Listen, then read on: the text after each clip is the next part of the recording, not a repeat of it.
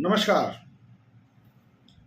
बात करेंगे हम राहु और केतु के राशि परिवर्तन, गोचरीय परिवर्तन का क्या प्रभाव पड़ने वाला है।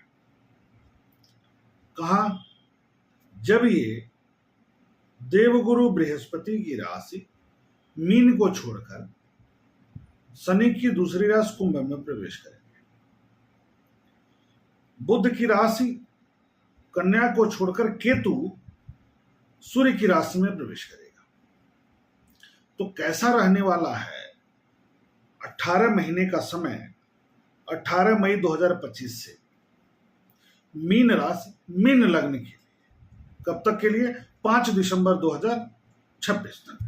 लगभग 18 महीने ये कुंभ राशि में राहु और सिंह राशि में केतु का भ्रमण होगा, गोचर होगा, संचरण होगा।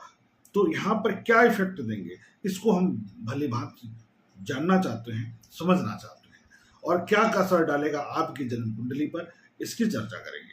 क्योंकि कुंडली आप स्वयं अपना देखेंगे और कहाँ कहाँ राहु बैठा है, कितना कितना असर छोड़ेगा। पहले तो एक सामान्य बात कर लें कि यहाँ बैठा राहु क्या क्या परिवर्तन करेगा। पहली बात, खर्च बढ़ा देगा, भोग विलासिता पर खर्च बढ़ने जा रहा है। दूरस्थ यात्रा का योग बनाएगा। आप विदेशी यात्रा करना चाह रहे थे, आप ये सोच रहे थे कि हम डिग्री के लिए चले जाएं, हम व्यापार के लिए चले जाएं, हम नौकरी के लिए चले जाएं, या कुछ ऐसे कार्य के लिए जाएं जहां से लाभ की स्थिति बने, कुछ सीखने जाना चाह रहे हैं, तो वहां आपके लिए राहु बहुत मदद करेगा, बहुत बेहतर परिवर्तन करेगा।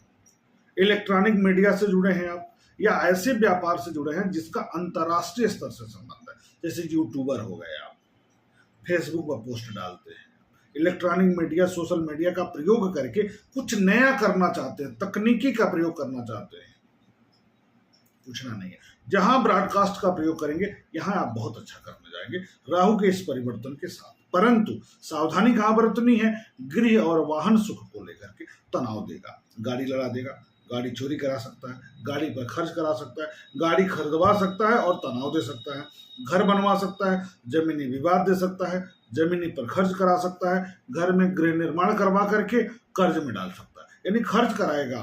स्वास्थ्य पर खर्च करा सकता है, पेट की समस्या पर खर्च करवा सकता है। खर्च कहां कहां कराएगा?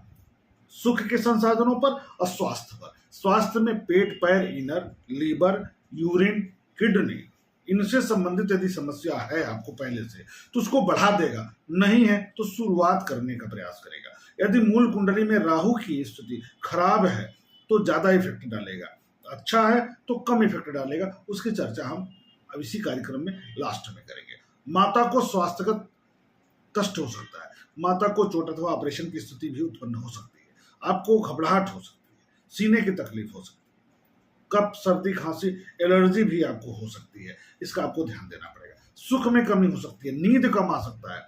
मूल कुंडली में यदि राहु डिस्टर्बिंग ज्यादा है तो जेल की स्थिति उत्पन्न करा सकता है, विवाद करा सकता है, तो ये सब चीजें थोड़ी सी दिक्कत वाली है। घर से दूरी करा सकता है,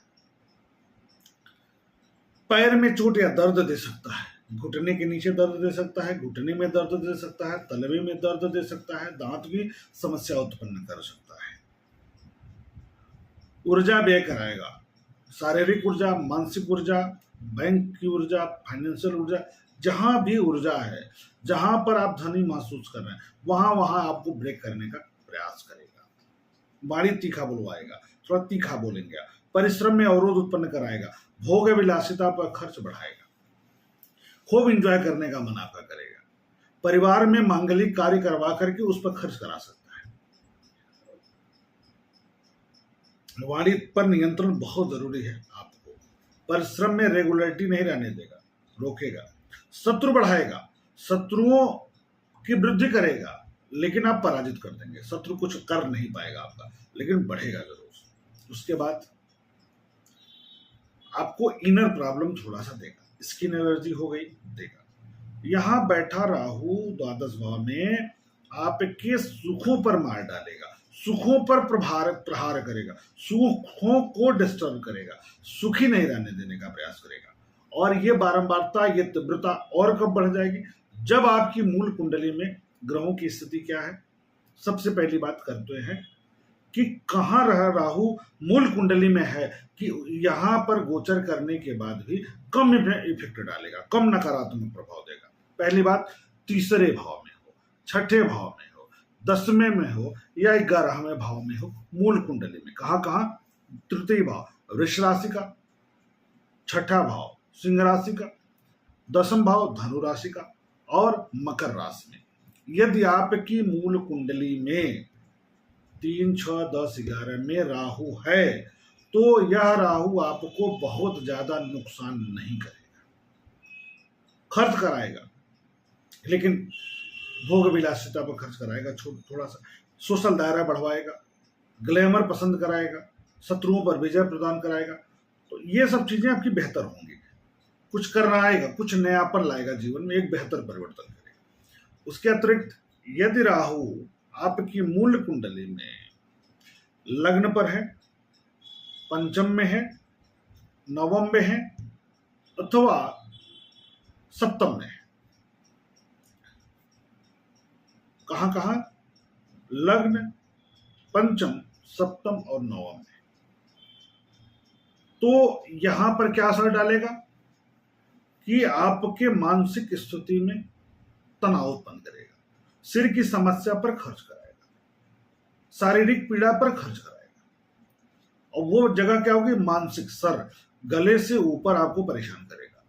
उसके बाद यदि पंचम में है तो संतान पक्ष पर खर्च कराएगा, संतान पक्ष से चिंता उत्पन्न कराएगा, संतान के शिक्षा पर व्यय करा सकता है, इसकी पूरी संभावना है, संतान की पढ़ाई को लेकर चिंता उत्पन्न कर देगा। अब सप्तम में है तो जीवन साथी के स्वास्थ्य पर को लेकर खर्च कराएगा, चोट लगवा दे, ऑपरेशन करवा दे, तनाव पैदा कर दे, घूमने फिरने पर खर्च करा दे, यानी दाम्पत्य जीवन पति पत्नी के कारण खर्च होगा और तनाव बढ़ेगा। उसके बाद नवम भाव में होगा तो धार्मिक खर्च बढ़ा देगा, घूमने पर खर्च बढ़ा देगा, पिता के स्वास्थ्य को लेकर चिंता उत्पन्न करेगा और खर्चा बढ़ा देगा। लेकिन यदि यह राहु आपकी मूल कुंडली में दूसरे भाव में है, चौथे भाव में है, 8वें भाव में है और 12वें भाव में है, तब कुछ भी छोड़ेगा नहीं कोई सेक्टर। पहले बात तो धन का नुकसान करेगा, खूब धन का नुकसान कराएगा, वाणी तीव्र कर देगा, कुटुंब में विवाद कर देगा, सीने की तकलीफ दे देगा, घबराहट दे देगा, स्वास्थ्यगत कष्ट देगा, स्वास्थ्यगत समस्या उत्पन्न कराएगा, जेल की स्थिति भी उत्पन्न करा सकता है, विवाद की स्थिति भी उत्पन्न करा सकता है। अब ऐसी स्थिति में आपको राहु की पूजा बहुत जरूरी होगी, राहु की शांति बहुत जरूरी होगी, और भगवान शिव की उपासना, रुद्राभिषेक करना, महामृत्युंजय मंत्र का जप करा लेना, भैरव जी की उपासना करना, भैरव की पूजा करना, राहु के लिए 5 सूखे नारियल नियमित तौर पर बहते जल में प्रवाहित करना, गाय और कुत्ते की सेवा करना बहुत लाभ देगा, अन्यथा आपको परेशान कर देगा, आपको स्वास्थ्यगत, मानसिक, धन से, दाम्पत्य जीवन से, पारिवारिक, सांसारिक प्रत्येक क्षेत्र को डिस्टर्ब करने का प्रयास करेगा। इसलिए इसका उपाय आपको ज्यादा फलदायी रहेगा और करवा जरूर लीजिएगा। इस प्रकार मीन राशि, मीन लग्न के लोगों पर राहु और केतु परिवर्तित होते हुए क्या असर डालेंगे इसकी चर्चा हुई। अब हम नए विषय को लेकर के पुनः आप सभी के बीच में उपस्थित होंगे। तब तक के लिए